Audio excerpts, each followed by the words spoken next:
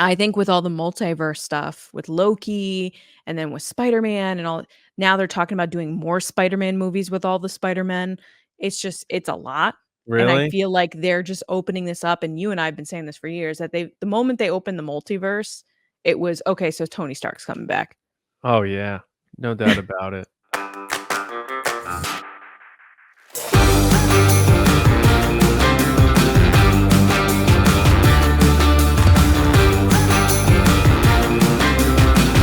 So listen, we just want to put this out there to our audience. Look, we know there's been a lot of Glenn Powell talk. I'm so sorry. We can't help ourselves. Guys love him, girls love him, everybody loves him. He's out there. So I can promise you all there's just going to be a one quick thing at the top, and then you're looking at a relatively Glenn Powell free show. I promised that I wouldn't talk about him today. We need to cleanse the palate a little here and spread the wealth of nerd.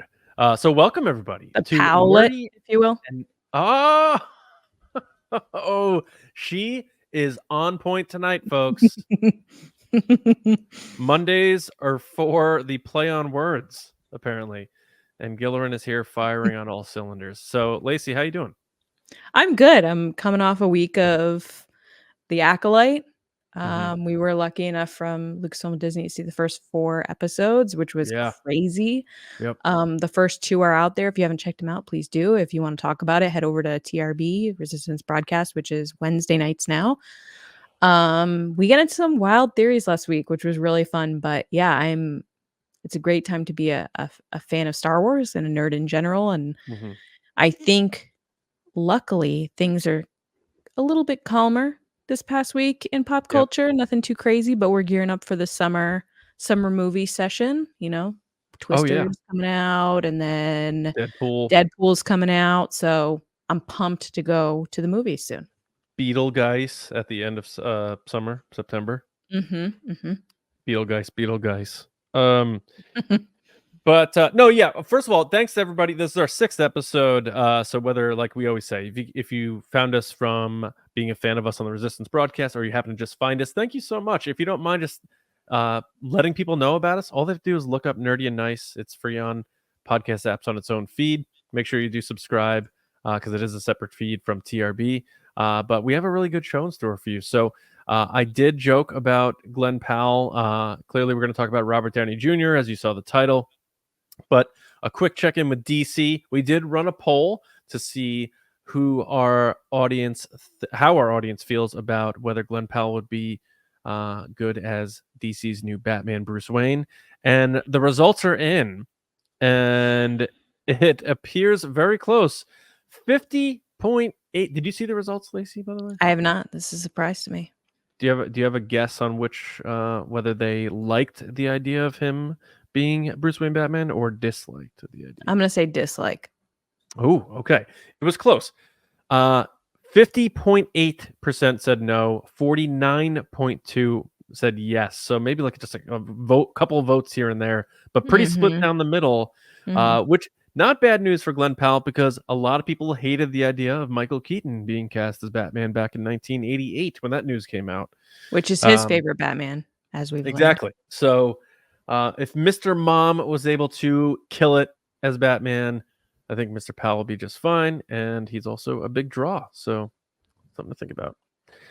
All right. Here we are now as we move forward past Glenn Powell on this episode. Lacey, let me ask you this question that we're probably going to be asking on every episode of the show. What's happening?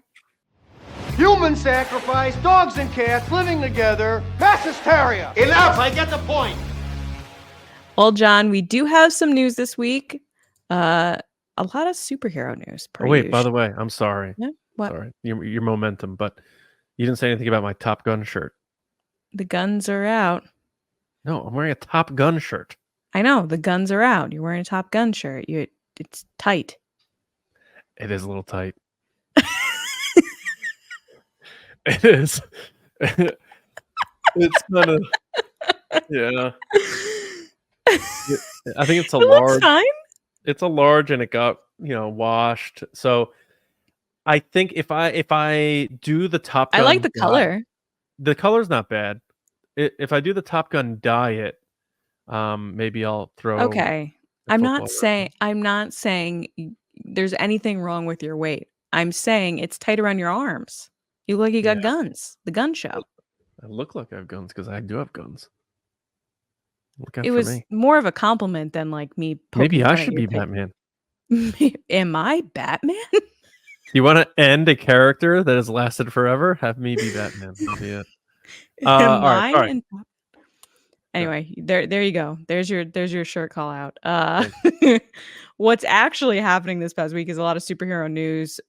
Big important one for me at least is Robert Downey Jr. said he's open to Marvel returning as Tony Stark Iron Man. This is nuts to me because it seemed like he was kind of done, seeing as his character died. Spoiler alert. But he said, quote, is surprisingly open-minded to the idea of returning as Iron Man, and quote, it's just crazily in my DNA. Probably the most like me character I've ever played, even though he's way cooler than I am.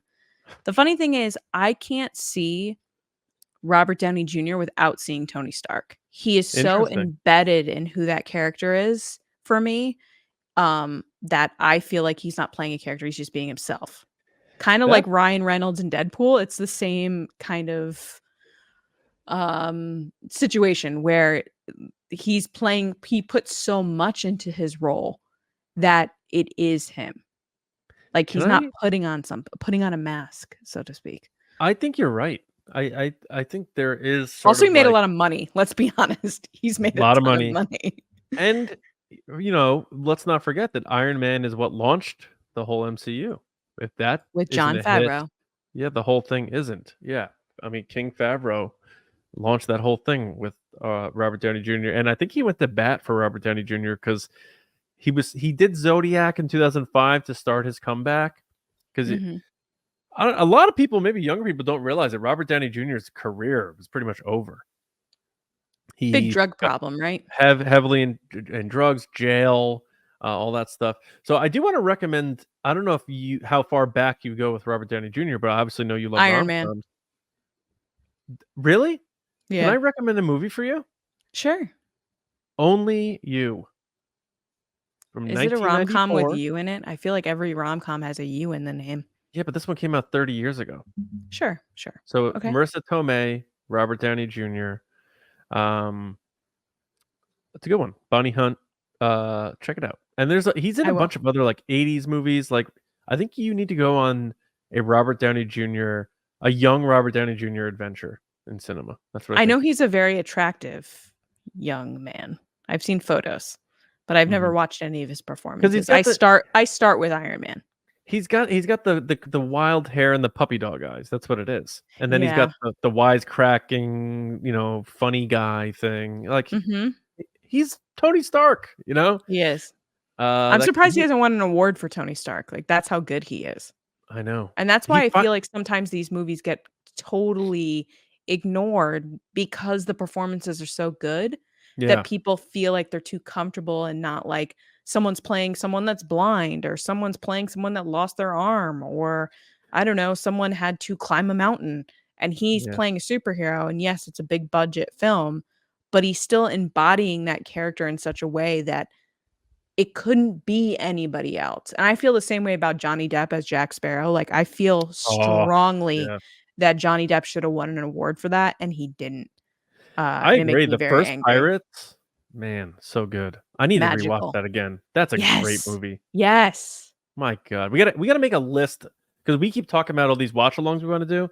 We gotta make a list so we don't forget because that would be a fun one to do too. The Pirates one for the soundtrack alone is just like dun-dun-dun-dun-dun-dun-dun. Right. And Yeah. the beginning of the movie when he's on the mast and you think he's on this big ship and he's on this little dinghy and he steps off onto the dock, like it's just it's going to be a good movie from that point on. Perfect. Iconic.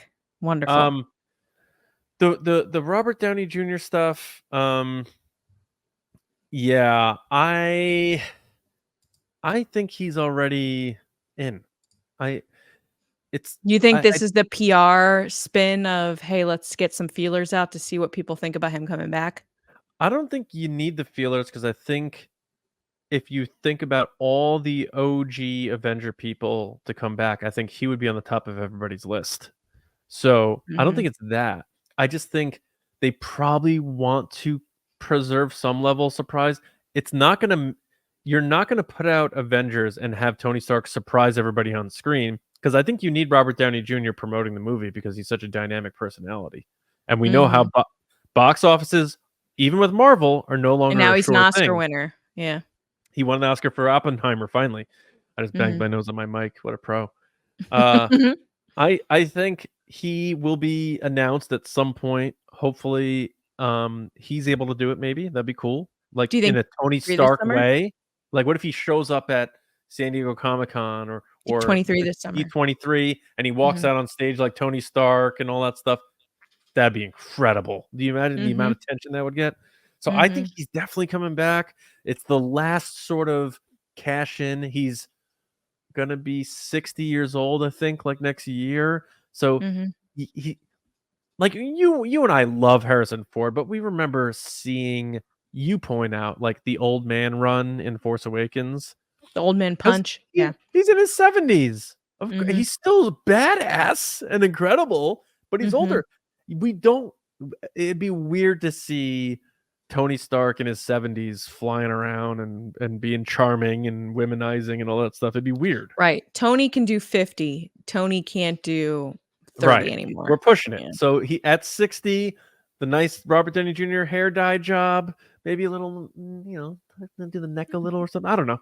But he'll come back for one last bang with the rest of them, and they'll cash in, and it'll make a ton of money, and that'll be the way to go. I think he's definitely coming back. I mean, we the multiverse the title. opened it. Yeah. Yeah, we joke in the title that it's inevitable to do a callback to Thanos. Yeah, saying he's inevitable, but I think it is. I agree. I would see it. I'll go see it. I will 100% see this.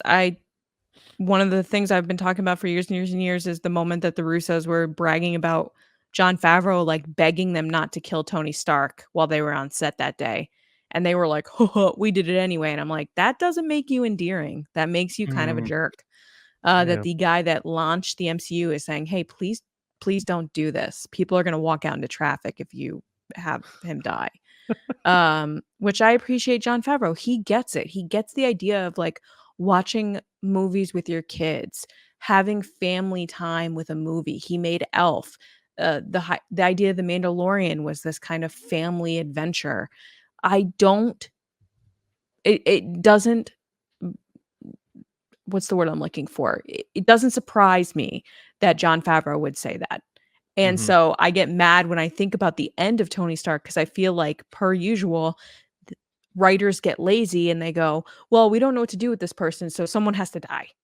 Like, that's the immediate response. Instead of giving them the happy ending, which the happy ending is the harder thing to write, I think, sometimes, than the death. Because the death is just like, oh, sad, they died, right? Oh, poor sad moment. Yeah. No, I agree. I think with all the multiverse stuff, with Loki and then with Spider-Man and all, now they're talking about doing more Spider-Man movies with all the Spider-Men. It's a lot. Really? And I feel like they're just opening this up. And you and I have been saying this for years, that the moment they opened the multiverse, it was, okay, so Tony Stark's coming back. Oh yeah, no doubt about it. I mean, and the fact that he's been saying this for a while, like I remember years ago, like when did Endgame come out? Was it 2019? Oh my gosh, 2019, yeah. So before pandemic, biggest movie, $2 billion. The year of Star Wars, yeah, a lot of stuff that year. He not too long after that, maybe 2021, a few years ago, he was on Joe Rogan talking about like, yeah, I'd come back. Why not? Why wouldn't I? And he was on other it's not one of those things where he's like, I don't want to talk about it. He's like, he loves to. It's him. I love. Yeah. It's like with Star Wars, Carrie Fisher and Mark Hamill have said similar things in terms of I'm Princess Leia and Princess Leia is me. That's Tony Stark and Robert Downey Jr. They could never recast Tony Stark. No, never. Nope. I agree. Yeah. Same with. And I know people say like, you were just talking about how they recast Batman, and it's like, or Solo, yeah. But it's different because they would have to do a full reboot of the MCU. But like they're not bringing Tony Stark back in this weird multiverse canon thing with another actor, so he's either not coming back or he is, and it's sort of this. Again, I think it's like this last for this canon thing they're doing. This last Yeah. big cash in, you got to get the big horse. You got to get him in. Look, if they're not going to recast Black Panther, they're not going to recast Iron Man. Right. Oh, great 'Cause point. Great point. Black Panther, they didn't recast. They went a different direction. They're not going to recast Tony Stark if they're not willing to recast the other characters. True. And if he doesn't come back, a lot of other people might be like, well, then I'm not coming back if he's not coming back. He's sort of like Right. the He bar. is Yeah. the captain of the team. Yeah. Yeah. So once he says I'm coming back, then you get Black Widow, then you get Thor, Chris then you get Evans everybody. and Yeah, totally. Speaking of Avengers Assemble, our buddy, and by buddy I mean someone we've been talking about over on TRB, Shawn Levy, who is the director of the upcoming Deadpool and Wolverine, which is already probably making buckets of money just from pre-orders and pre-sales. He's on the short list to be the director of the upcoming Avengers 5 movie. The movie is set to be written by Loki creator Michael Waldron, who at one point was writing a Star Wars movie. Who he's penning the 5th Avengers movie, which has now once been called Kang Dynasty, but now that they've parted ways with Jonathan Majors because of all the terrible stuff he did, they're now trying to figure out who's going to actually be the villain, and they're reworking it. We'll see what happens. But John, what do you think of Shawn Levy taking this over, and do you think it's going to impact any other projects that he's been doing, and how does he have the time to do all of these things? It's a great question because, in reading this article, I guess he is directing 2 of the final episodes of Stranger Things as well. Which he did the Kate Bush one, which is the famous one, the running up that hill. Yeah. Yeah, which, Stranger Things episodes are pretty long, right? Aren't some of them like an hour long? So Yes. he's essentially directing a movie's worth of Stranger Things. He is. This summer, or I believe. Deadpool, he's got to, market that and be out there for that. Star Wars, Lucasfilm never said he was doing Star Wars, but he has said he's doing Star Wars. So I don't know, what that means for him and the future of that. It's Star Wars is not mentioned in this Hollywood Reporter article, but what is mentioned is that he was offered the directing gig in like March, but he turned it down, and it looks like they're coming back to him because I guess the buzz about Deadpool is really positive, and obviously not even just the buzz, but Kevin Feige's probably watched Deadpool and Wolverine 1,000 times by this point, and he's like, did you know Kevin Feige's only like 50 something? Well, how old did you think he was? I thought he was in like his 60s. I thought he was of up the hat there. thing? I don't know. I just kind of assumed, I guess, stupidly assumed. And then I saw it was his birthday last week. And they were like, happy birthday, Kevin Feige. He was like 50. I was like, 50? So Kevin Feige's only like 10 years older than me? 15 years older than me? Yeah, I mean, you're not 40 yet. Not 40 yet, but I'm getting up there myself. He just turned 51. I'm just saying he looks great. I thought, or maybe he doesn't look great. I thought he was older. Maybe that's the opposite of what I'm saying.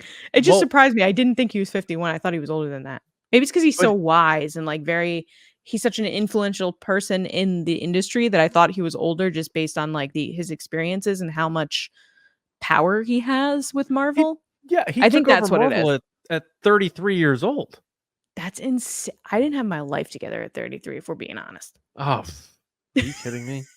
Jeez. What was I doing? And everyone's like, well, Lacey, that was like 3 years ago. Exactly.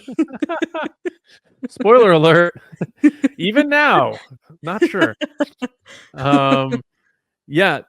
I mean, look, if this report is true, you had said this off air, so I don't want to take your thunder, but that means Deadpool and Wolverine is probably really good, or at least Marvel thinks it's like so good enough to say we want Shawn Levy. He turned it down, but we want to come back to Shawn Levy and say, please do the next Avengers movie.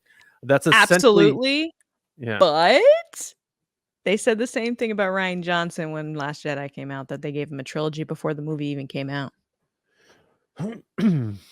That's a good point. Yeah. I'm not saying Marvel's on the same par of Lucasfilm, and I'm not saying it, it's apples to apples, because it's definitely a different scenario, but you're 100% right. That is if I was going to give you a theory, that's my theory, is that the movie's really, really good, which I personally can't wait to see it. But it also makes me nervous as a fan, because I'm like, I've seen this happen before and it's gone very bad.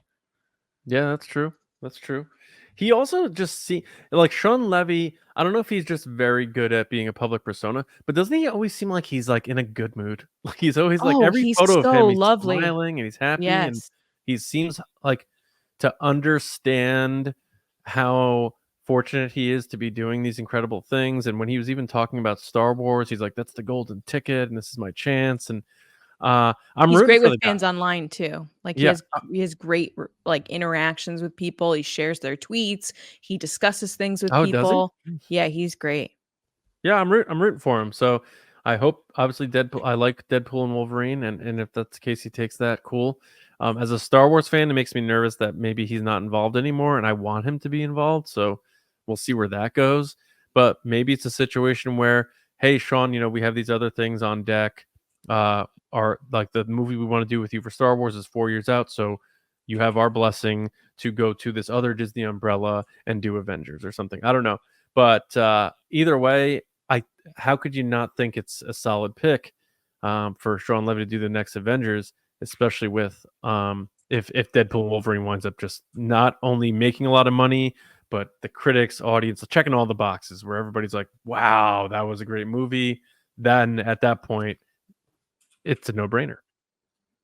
Yeah, Shawn Levy has only been tied to good stuff so far. Like in the past few years, he's only been tied to great movies, whether the movies he did on Netflix, Adam Project, yeah. Adam Project, and then he did that other one about the girl that was blind in France during World War II, like pen pal movie. I forget it's like The Light of something.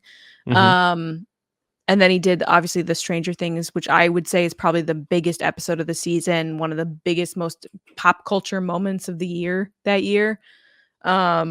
He's responsible for the directing of that.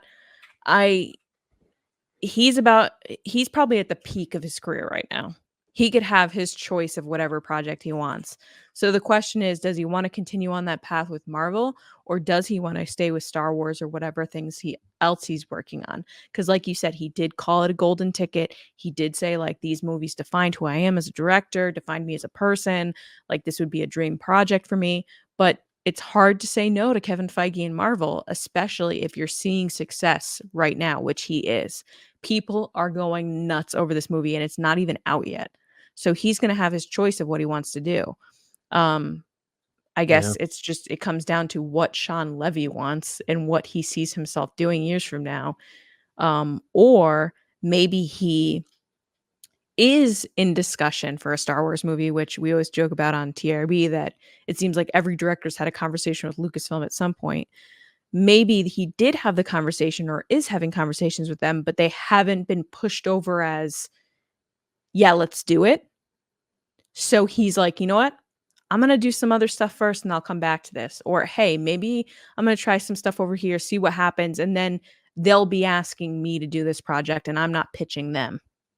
Yeah, I agree. Because even Leslie Headland, who did Acolyte, which is now out, the TV series, she said how she had to kind of do a Hail Mary and be like, hey, this is my dream project. Can I please do this?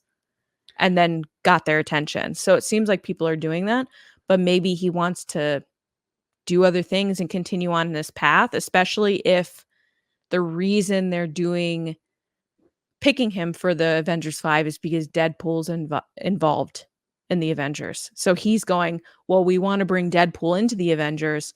You've done so well with Deadpool and the X-Men. We need your help bringing this all together in Avengers 5.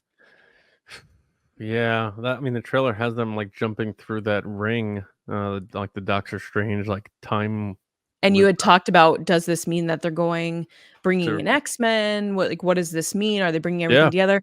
Why wouldn't you, the person that's responsible for Deadpool and Wolverine coming together in this movie together, why wouldn't you then take that person that's overseeing that whole process and bring them into the next phase of the Avengers? Specifically because right now the project is tied to some negativity, is tied to an actor that's caused some damage.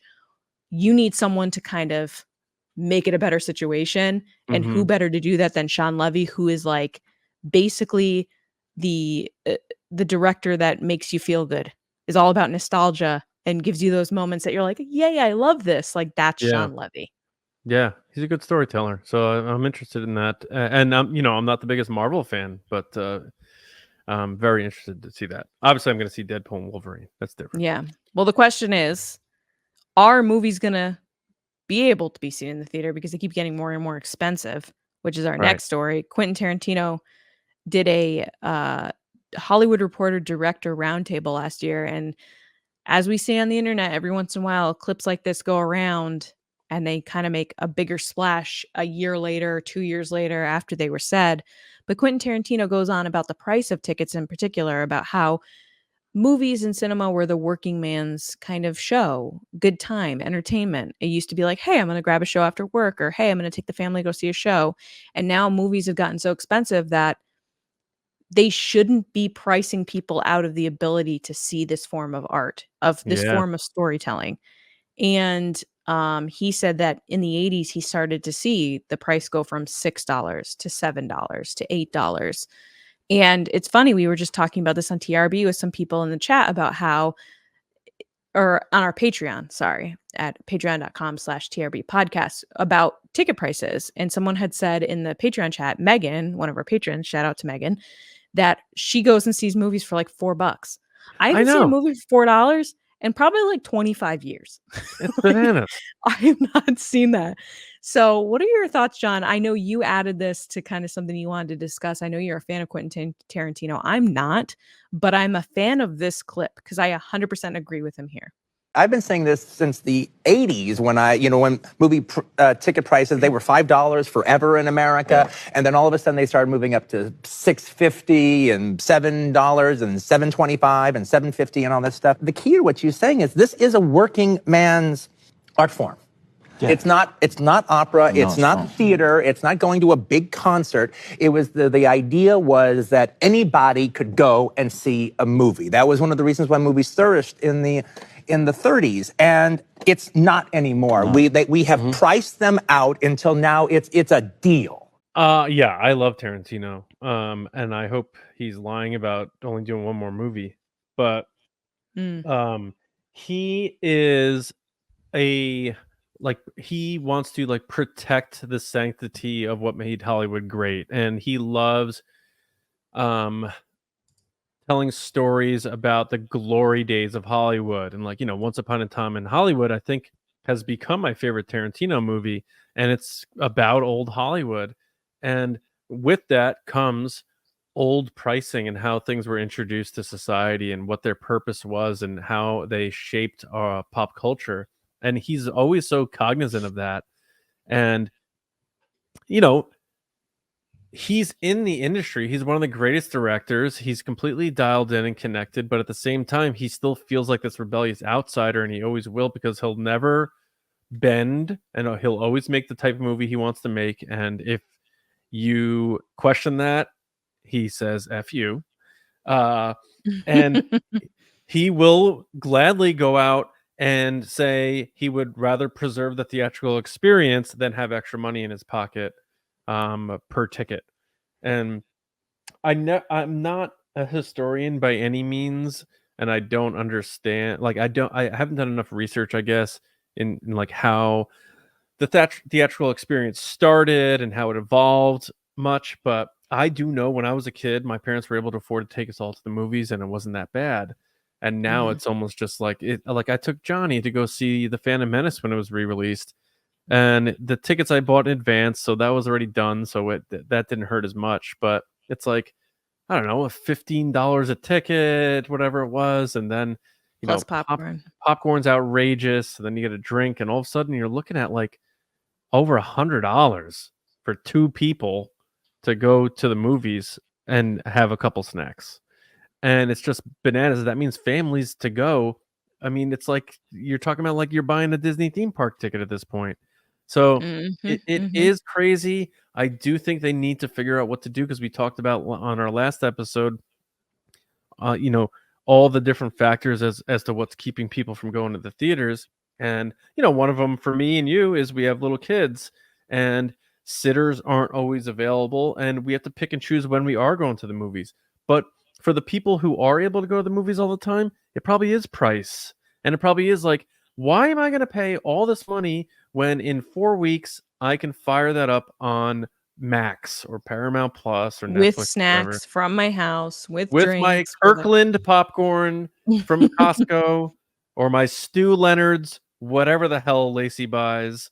Um, we're geographically pinpointing stuff. I actually like the popcorn from Danbury, Connecticut. I'm blanking on it right now. What's it called? Oh my god, I'm blanking. It's like Himalayan pink salt popcorn.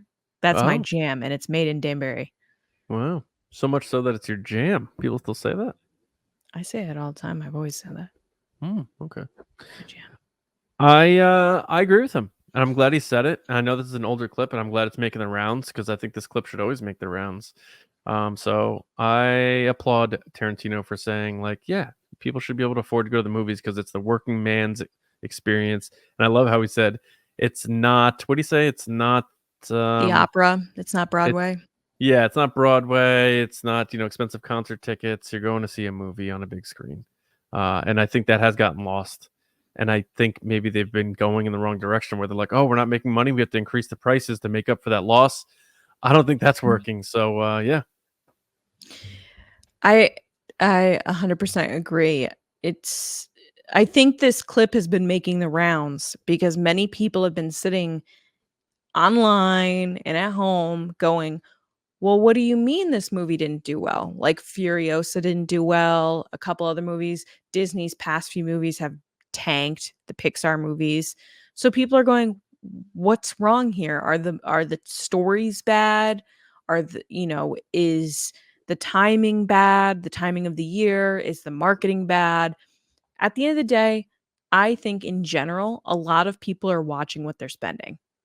We're just at a time right now where everybody's kind of watching what they're spending. They want to go on vacations, they want to have experiences.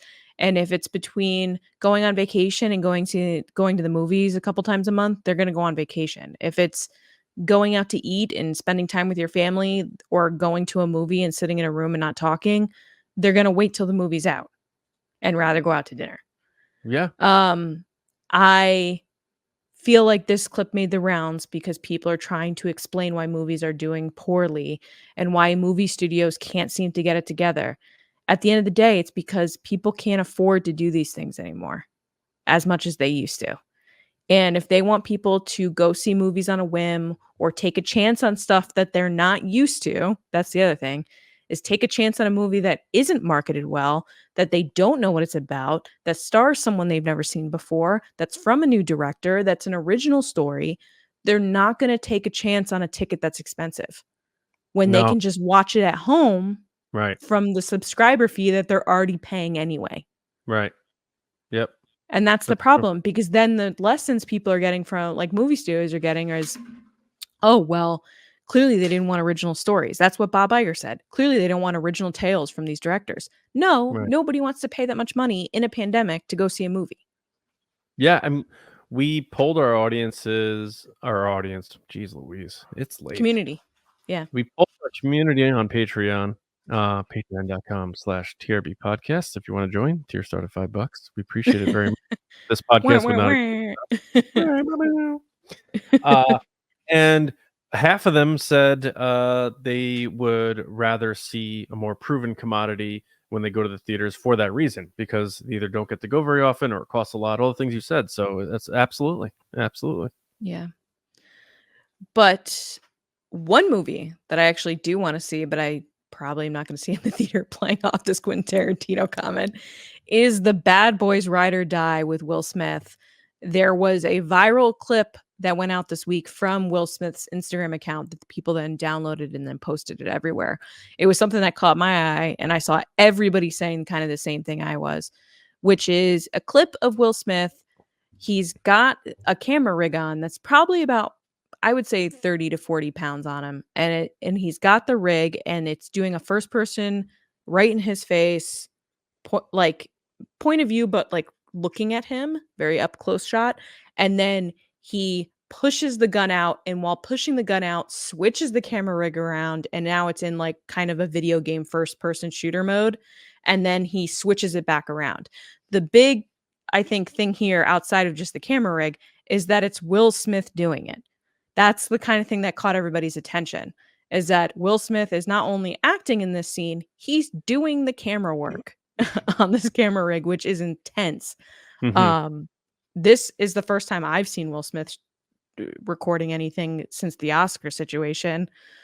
So it's some nice PR for him. It's also the directors that are being eyed for Spider-Man that did Batgirl, which was put on the shelf or deleted by Warner Brothers, who are Adil El Arbi and Bilal Fallah. I hope I didn't slaughter their names. I'm so sorry. But they are being eyed for Spider-Man. And so a bunch of people sharing this clip from Will Smith are saying the Batgirl movie couldn't have been this bad if this is the type of creativity you're getting out of these directors. And I'm a strong believer that nothing should be just deleted. I think you think the same thing, John. What are your thoughts about this clip? Your thoughts about them directing Spider-Man, Batgirl, all of that's kind of coming into one clip, which is how the internet works, is people take things and then spin it to their own perspectives. Yeah, it's interesting because this movie is a follow-up to Bad Boys for Life, which came out, I believe, 2020, so pandemic year.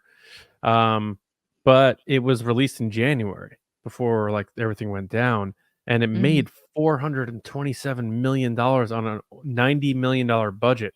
Massive success. Coming off the heels, let's not forget, the one before this, Bad Boys 2, came out in 2003, directed by Michael Bay, didn't do as well. It felt like, oh, the first Bad Boys was good. Let's run it back. Let's do it again. Let's get Michael back. And it like kind of fizzled out. 17 years later, they resurrect this. Martin Lawrence, Will Smith, older. Definitely not Will Smith. Definitely not as popular in 2020 as he was in 2003. I think a lot of people would say that. Correct. And it crushes. So they both direct that one. They come back for this one. They have these new techniques in place. I don't know that I'm a fan of it because honestly, it does remind me of video games. It reminds me a lot of like GoldenEye. So it's very shaky cam.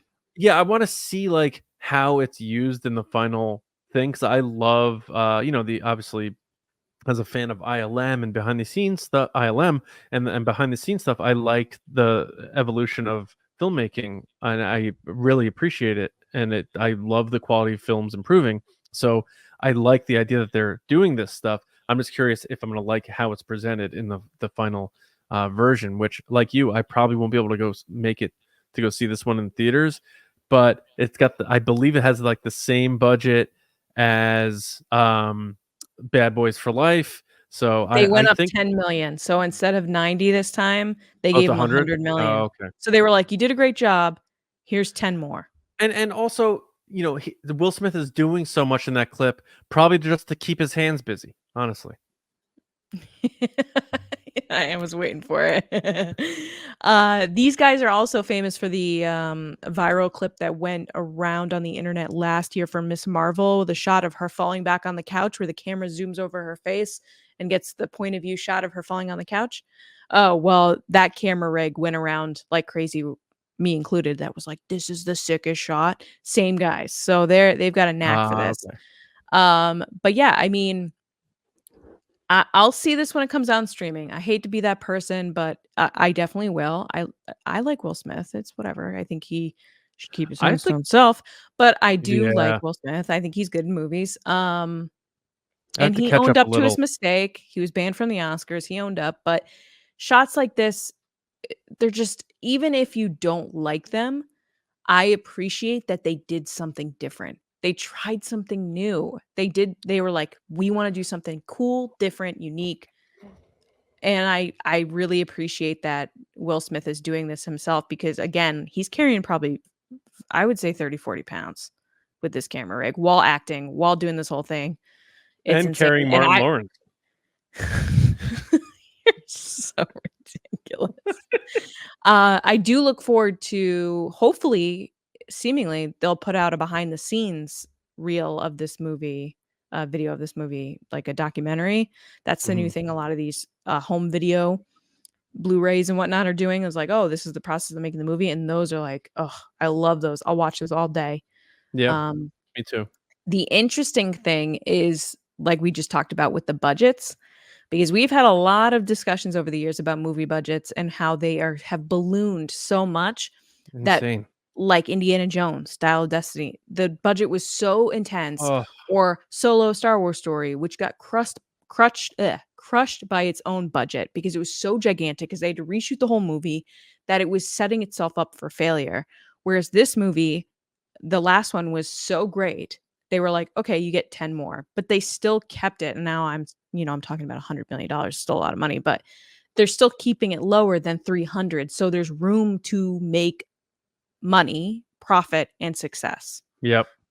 So there is potential to make more, to do projects like this.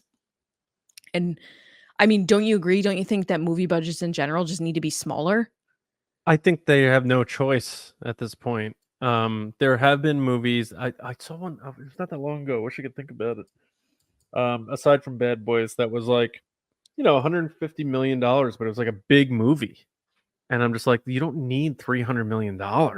Like, just like the producers and the directors have to do a better job of using their resources. And I know some of these movies, they say was because, it was filmed during the pandemic and there was, more time being used on sets and we had to change around the call sheets and having more people on the clock at varying times and the cost of supply and demand because transportation was down during the pandemic, all that crap.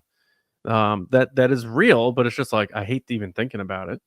But it's still, movies are just getting more expensive to make. And, sometimes it is something as simple as the cost of lumber. I mean, look around, go to your grocery store and, try to fill your cart up for $50. It's going to look a lot less full than $50 did 10 years ago. And everything is just more expensive now. Inflation. I mean, so the movie industry feels that too. And we're pairing that with that thing we keep talking about, which is, box office, took a hit from the pandemic, took a hit from the cost, took a hit from the strikes. It keeps taking these hits. I don't think it's ever going to go away because it is a wonderful experience. But maybe the days of the massive multiplex, huge tickets, everyone filling the theater every Friday for every movie is gone.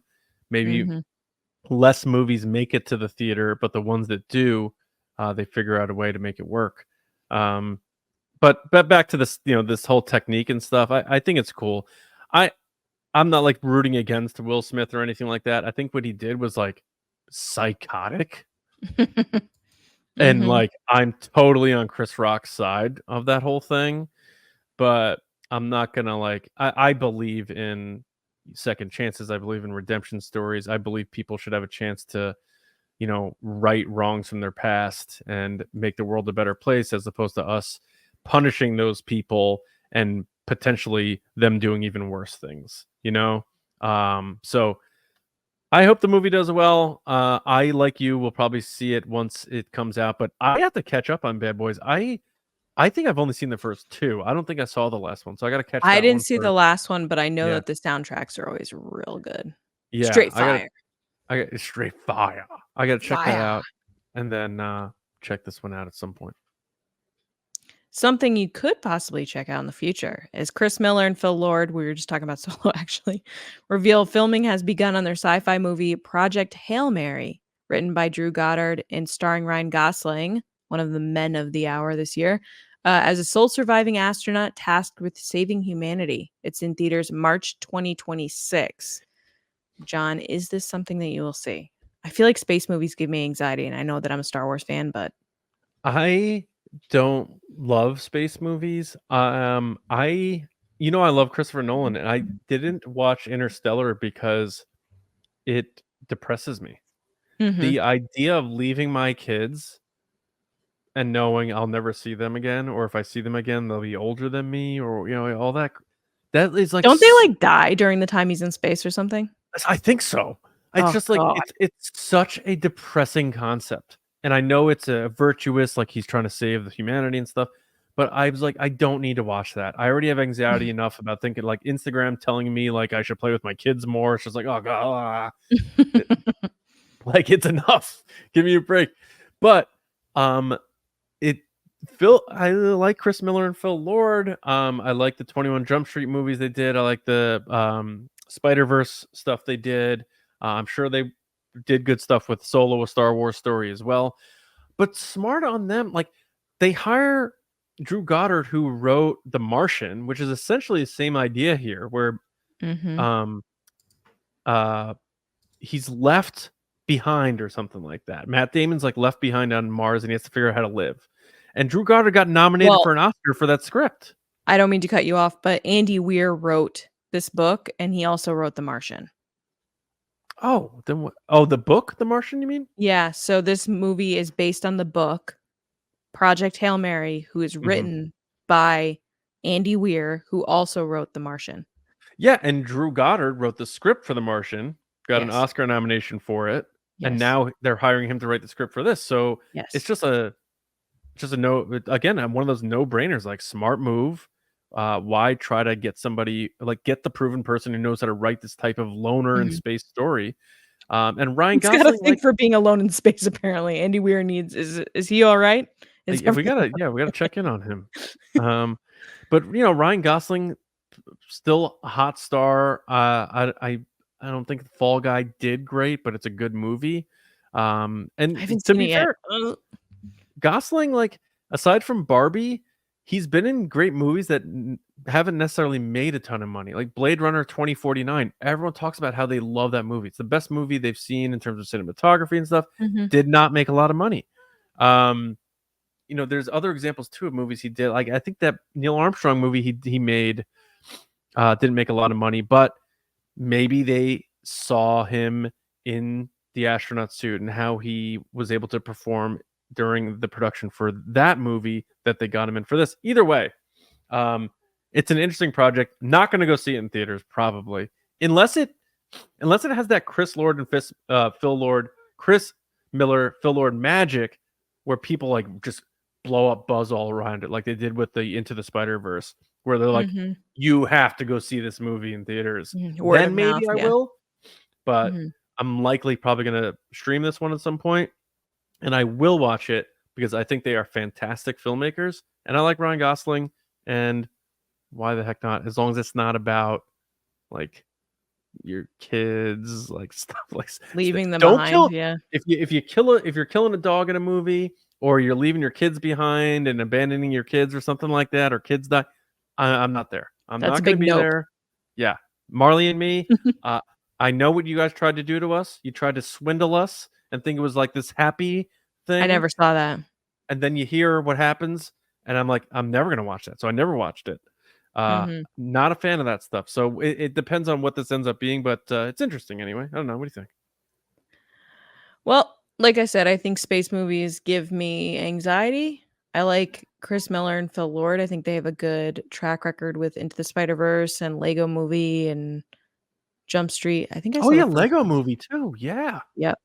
I love Ryan Gosling. I think it's funny that you say that he like does movies that are okay. They're fine. They do okay. Because we were talking off air about Adam Driver and how he seems to keep picking movies that just bomb. So you have Adam Driver here, who's an amazing actor that does all these movies that bomb. Then you have Ryan Gosling, who's doing a movie that's like he's an amazing actor and he's doing movies that are like okay. So I'm guess like who's the person that's doing movies that are always great that he's great? Who's that person? Off the top of your head, who's in like a lot of stuff? Because I feel like Ryan Johnson. Oh my god, Ryan Gosling and Adam Driver and like everything. Well, I don't want to say it. What? Why not? Glenn Powell. Oh, is it Glenn Powell? It is Glenn Powell. Oh my god, it is him. Yeah. So you have the spectrum of Glenn, Ryan, Adam. Adam, Yeah. my hands off screen for audio listeners. The handsome tall white boys coming in leading these movies. Oh, brother. But I guess we'll see what you do want to see in our next segment called Trailer Time. Oh God, I love that movie. All right, yeah, Lacey. So we have a few trailers coming out again. Sequel City. So we start things off with the third and what sounds like the final Venom, because it's called The Last Dance. And that hits theaters this October. I have seen the first Venom. I thought it was fun. It's ridiculous, but it was fun. I did not see the second one, even though I'm a huge Woody Harrelson fan, because I heard it was not good. It was directed by Andy Serkis, and people said it wasn't great. And then now we have this one, Venom: The Last Dance, third one. I'm a big Tom Hardy fan. I am not sold on this, but it looks absolutely bananas, because I guess symbiotes come from where, like, the planet of origin, so there's gonna be more of those. And then there's like the viral clip of the symbiote taking over the horse and stuff That like went that. everywhere. Yeah. Yeah, so it's a good trailer, because it got buzz, as you like to say. But I don't know that I'm incredibly sold on it.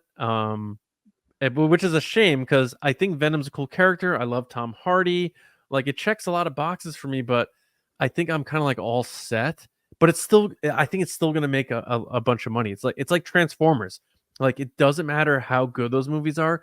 Some IPs, some characters just bring people in for some reason. And for whatever reason, this combo of Tom Hardy and Venom seems to have relatively worked, to the point where here they are doing the third one. Yeah, no, totally makes sense. I didn't see any of them, so I'm coming at this with nothing. Okay.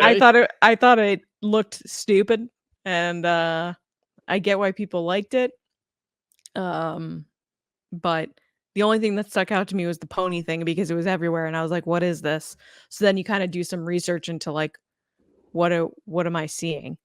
Yeah, I have no interest in seeing this. Sorry. Here's the problem. So this is another problem. So Venom: Let There Be Carnage came out in 2021. So that's the one where Woody Harrelson plays Carnage. Sure. Essentially Red Venom, whatever. Budget for that was 110 million. It made 507 million, even after bad reviews and all this stuff. Andy Serkis got just like crushed, like killed for like it not being very good. But it made enough money, I guess, for them to do this third, 500 million off of a 110 budget. But directing the third one now is the writer from that movie.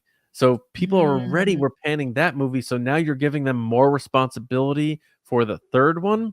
And the other, like, this is the first movie that Kelly Marcel is directing. This is a directorial debut. And the other movies that Kelly has written were Saving Mr. Banks, which is like that movie where Tom Hanks plays Walt Disney. Yeah, I like that. Although it was Tom Hanks playing Tom Hanks. Emma Thompson was great in it. Other people were good. But when you see Tom Hanks at this point, you just see Tom Hanks. I'm sorry, guy. Also wrote 50 Shades of Grey, which I have not seen. Oh, I've seen that. So I love Dakota Johnson. It was a fanfic turned into a movie, so the writing is as bad as the fanfic is. Is the book the fanfic? Is that what that is? So originally, for a little history here, oh boy, 50 Shades of Grey was originally a fanfic about Ella. Oh my God, Bella and Edward Cullen from Twilight. It was a fanfic. What? Yeah, so it was a fanfic about Bella being into some type of sexy room with Edward Cullen, who's this rich guy that lives in like Portland, Seattle. Like, it was like an AU, which is alternate universe fanfic, that then got super popular and blew up with like Twilight fans. That then the woman took it offline. E.L. James, is that her name? E.L. James. She took it offline and then changed the character names, and that's why yeah, that movie, if you take those characters, Dakota Johnson and the guy that Jamie Dorian or whatever his name is, if you change it to Edward and Bella, that's literally what the fanfic is. What? Is that real? Yeah. I've never heard that before. But anyway, Yeah. that movie got panned, but it made a ton of money because people are It horny. did. Yeah. It was terrible. Was it really? It Is it not worth watching for like the spiciness at all or anything? I mean, the intimate scenes are fine. It's I mean, Mhm. it's fine. They don't really All right. show anything. It's just very faked intimate scenes. You know what I mean? Like they're not actually doing it. Well, the rest of the movies, I think it caught people off guard because most movies they don't show sexual relationships that way. Like a kink where people are beating each other up or slapping each other or choking each other out. So when you get that in a movie in the mainstream movie theater, people go, "Oh my god, oh my god." And then it I get became a thing that. where like people's moms and grandmas were reading this book on like trains and stuff. That was one of the funniest things when people started reading that book and they were like hiding it in other books so nobody knew they were reading it. I mean, it doesn't get better from this though, because the rest of the movies that Kelly Marcel wrote, the only other movies she wrote were the 3 Venom movies. So she's Look, it also made a friends ton with. of money. They follow the money, right? I understand. And she's friends with Tom Hardy. She's the daughter of Terry Marcel, who's I guess a longtime filmmaker. So I don't know. We'll see. I hope Venom fans get what they're looking for out of this movie because I know there's also like people were pissed off about one of the clips showing the symbiote being discovered by an actor who plays a different role in the MCU. But Tom Hardy's Venom shows up in the post-credit scene of the last Tom Holland MCU Spider-Man. So people are just like, do they even care? So there's a lot. The Sony people don't care. Spoiler alert. There's a they lot of don't. anger. There's a lot of stuff. But it seems like a Venom movie is just gonna make some money no matter what, apparently, and it probably will because October seems like the time of year where the weather starts getting a little cooler. Maybe people hop to the theater to go turn their brain off and watch some crazy Venom action on screen. And people love Tom Hardy too. That's a big thing too. I So- think it's become a joke to this point that people want to see it because they saw the other ones. How many? Like they're yeah, not how many- going into, like Madam Web. People saw Madam Web, but they weren't seeing it thinking they were getting an Oscar-winning performance. Oh, God. All right, next movie is Inside Out 2. Yeah, Inside Out 2. So go. So what do you? I haven't seen Inside So Out. we're switching roles now. So Yeah. I have seen Inside Out 1. I loved it. I thought it was great. Inside Out 2 is coming out June 14th, which is right around the corner. The weird thing about this is that the first one had a lot of like big voices in it, like Bill Hader and Mindy Kaling, who are not returning back for this one. So they got other people to play those roles. My understanding, rumors are that it was about money. They didn't want to pay them, which my response is when you get big voices like those people, just pay them. Like, what are you doing? They did bring in some new characters. Mia Hawke, Ethan Hawke's daughter, who's also in Stranger Things. We brought that up earlier. She's playing Anxiety in the new movie, and it's basically about the daughter Riley, who is in the first one is like a younger girl, like I would say elementary school. In this one, she's now a teenager. So it's all the emotions that go with being a teenager. And there's a lot of back and forth between her and her parents. And the idea is that in your head, you have several different emotions that kind of run what you do every day. And the decisions you make and the actions you choose are based on these emotions that are in your brain. The first one was very charming. It was very nice. I feel like this one's kind of a little bit of a money grab from Disney. We'll see what it's like. I'll definitely watch it, but I'm probably once again going to watch it when it's on Disney Plus. Interesting. So Tony Hale, from Arrested Development, he plays Buster. He's the nervous Blues. guy. Yeah, he is playing Fear. And that's what it was. He's replacing Bill Hader. Really? Yeah, that's what it says. And then Liza Lapira is playing Disgust, who is Which was Mindy Kaling. Mindy Kaling. And then they're adding the girl Ayo Adibri from Bear. I probably botched her name. But yeah, from the Bear. She's getting a lot of Irish, buzz. yeah. Yeah, Paul Walter Hauser is also, his star is rising. But there are some, older actors like Diane Lane, Kyle MacLachlan. I don't know if they were the parents in the first one or not. They're the parents, yeah. Okay. So, and of course they had they have John Ratzenberger because he's in every Pixar movie. So they got that right. I don't know. Bridgeport, Connecticut's own John Ratzenberger. Oh yeah. Yeah. Didn't you meet him? I did. Yeah. Is he nice? He's very nice. Oh, good. Okay. Very nice. He went to my college that I went to. Oh, there you go. Mm-hmm. It's a different crew entirely, different writers, different directors, and that sometimes usually is not the greatest sign. But even though Pixar has had some stumbles, oh wait, maybe this isn't. Oh, I don't think this is Pixar. This is Walt Disney Pictures. Oh yeah, it is Pixar. I feel like they end up being successful. I don't know. I feel like this movie's going to do pretty well. We'll see. But I don't have much else on it. I haven't seen the first. Is it worth seeing? Should I see it? I think the first one's worth it. It's a good movie. It's going to make you cry. Buckle up. Really? All right, I'll give it a shot. All right, last one here. Alien Romulus. This takes place between the first Alien and the sequel Aliens. So in between the Ridley Scott movie and the James Cameron movie. A smart approach because those are the two Alien movies that people really love. And it looks like it's going back to that sort of horror, like stripped down, scary horror, can't escape situation. And a lot of people have felt like they have expanded too much with what they're trying to do with the Alien story, that they've lost the simplicity of, you are on a spaceship, there's some scary stuff on here that is killing people. And they're going back to those roots. I thought the trailer was pretty scary because, again, I like put myself in the situation. I'm just like that's the clip where the thing's trying to put the thing in the guy's mouth. Yep, I turned it off. Or when we hear that like banging, and it turns out like they're showing it's her rib cage because there's the alien inside her body. It's just but the part where the guy's in the water though, and the thing's trying to attach to his face. Oh, his face, yeah, and they show it trying to stick the thing into his mouth. Oh, hitting the side of his mouth. Yeah, nope. Yeah. I will not be seeing this. I will not be going near it. I will not be talking about it. I will not be doing anything with it. Nowhere near it. I mean, I don't like scary stuff. Here's the thing.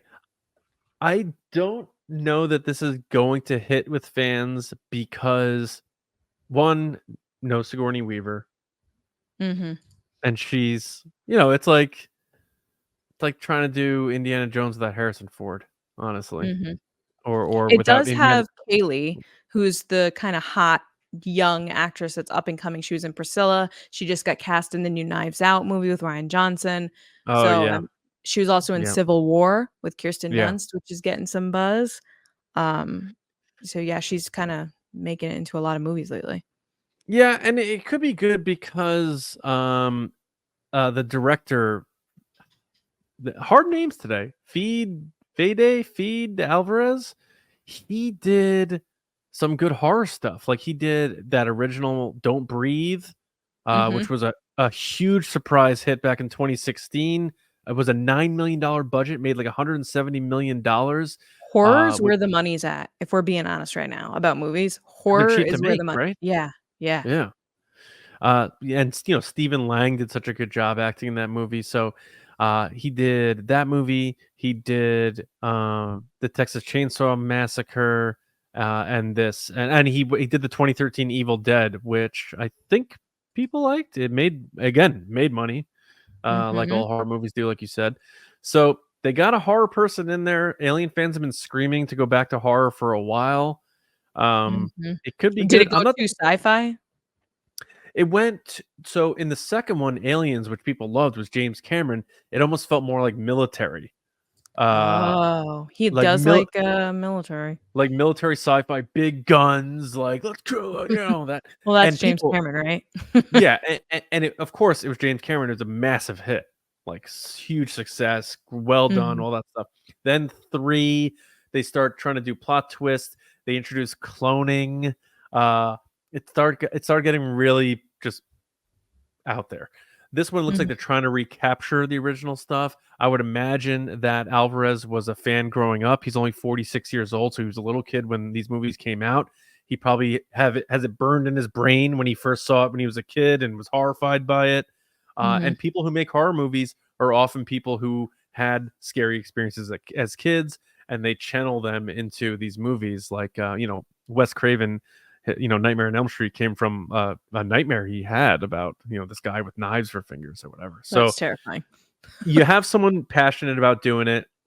I'm for people who are diehard Alien fans. I hope this is the sequel that works for you, because it's sort of like Terminator, where every time they put out a new Terminator, they're like, "This is the one. This is the true sequel to T2. This is the one that we're gonna." And then it's like, oh God, they did it again. They screwed it again. I hope that's not the Mhm. case for Alien, but we'll see what happens. But a scary trailer. So if that was their purpose, mission It was accomplished. scary, and Yeah.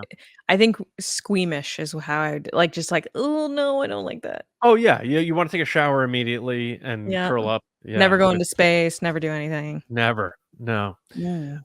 But that's it for trailers. So I think I know what we're both watching, but let's check Mhm. in with our final segment of the show. We can never leave the house, and we'd just probably sit around all weekend and watch TV. Go on. Yeah, so, John, I'm assuming what you mean is we're both watching The Acolyte. Yep. Uh, we've been watching a lot of Star Wars this week with 2 new episodes of The Acolyte, which I think we've been pretty honest that it's a good start to the series. It's not the best thing we've ever seen from Star Wars, but it's a great start, and we can't wait to see where it goes. We give Exactly. our full reviews on TRB, Resistance Broadcast, on Wednesday nights at 8:30 live. You can then catch it on the audio platforms the following day. We're hoping to have a guest this week, so stay tuned to our social platforms at TRB Podcast to find out who's coming on when. We have a bunch of people lined up. We're really excited about it. But instead of what I am watching, because we talked about it in depth last week, and we're going to talk about it this week on Wednesday, I'm going to say what I'm looking forward to watch. What I am looking forward to watching is Fall Guy, which is still on my list. And the Mhm. second part of Bridgerton is coming out soon. The Oh, second nice. half. They split it in half. Okay, very cool. Yeah. I don't have anything on my radar what's coming up. The Have you finished Acolyte. Have you finished Fallout? What's that? Have you finished Fallout? No, I got to continue Fallout. Good call. We Yeah, gotta I talk gotta about that. continue that. Yeah, we got to talk about that. Acolyte has definitely consumed a lot of what I've been watching, because I did rewatches, and we got the screeners, so we watched the next ones. But I have to check in to see what's coming out, because I know this time of year a lot of stuff comes out. But I think next week Game of I'll check Thrones? in with a better list. Yeah, I mentioned that last week. House of the Dragon is coming back this month. Bear. I'm definitely gonna watch that. The Bear. Yeah, I just didn't want to relist all the stuff I said. And Boys. And The Boys. Yeah, I didn't mention that last week. Yeah, The Boys I want to watch too. That's a really good show, man. I have Stars only and- seen one clip from that show, and I'm gonna let you guess what clip it was. I bet it was the Actually, clip. I've seen 2 clips of that show. I bet it had something to do with Homelander killing people. No, one clip I saw was when Homelander was licking like a little cat out of a breast milk bottle. Know what that is immediately because I have a baby.